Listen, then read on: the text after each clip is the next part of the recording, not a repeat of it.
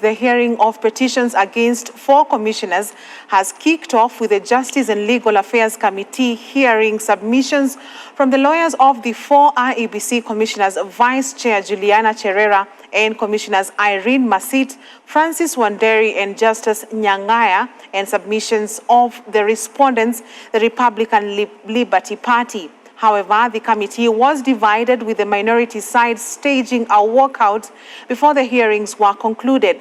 Lawyers for respondents also boycotted the sitting.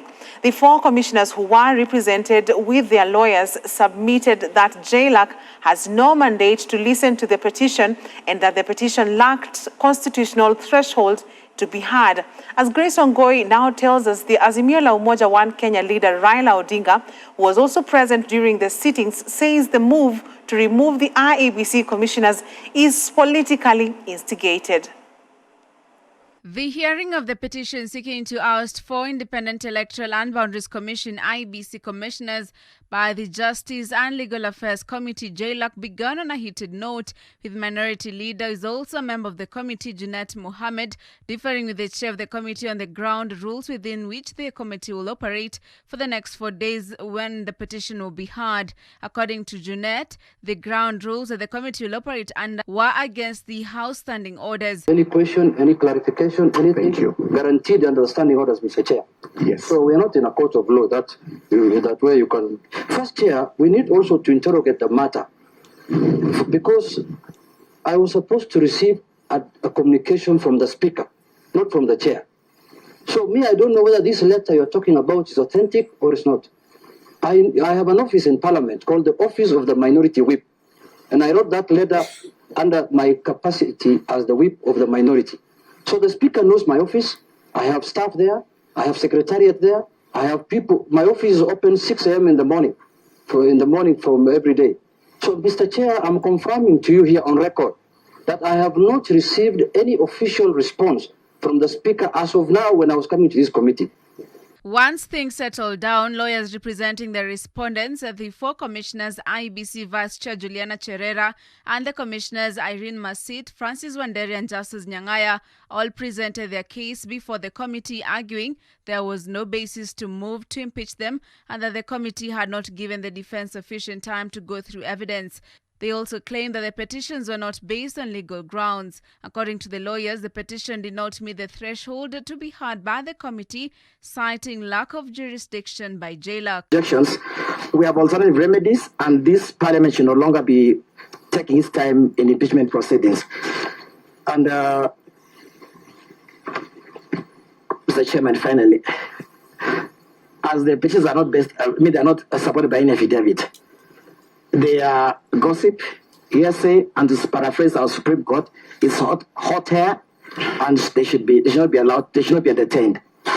They cannot be allowed to bring additional evidence.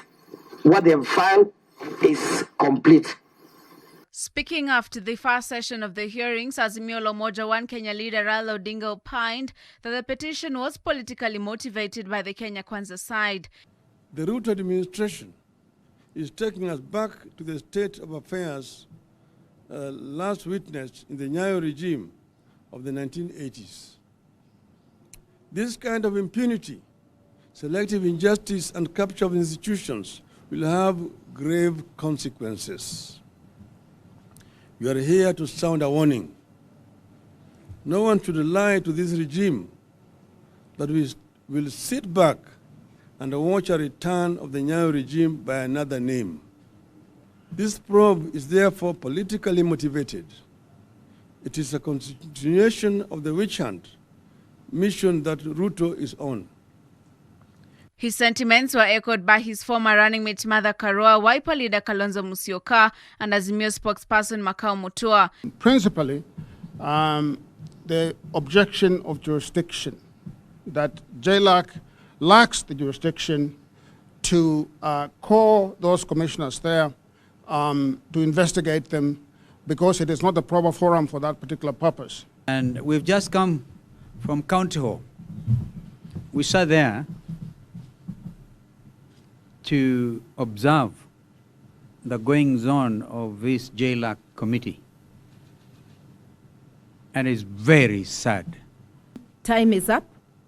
let's have a panel for selecting another 3 commissioners of the IEBC, and let the commissioners whose term is unexpired take over IEBC.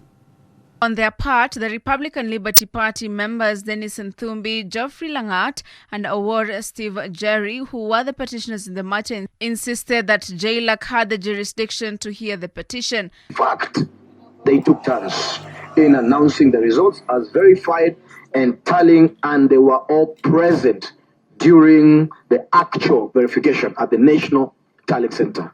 Honorable Chair, I was present to witness this. It remains unclear whether the minority side and lawyers for the respondents will be present in the hearings that are to continue until Tuesday, as both parties boycotted the afternoon session. Grace Wangoi for TV News Watch.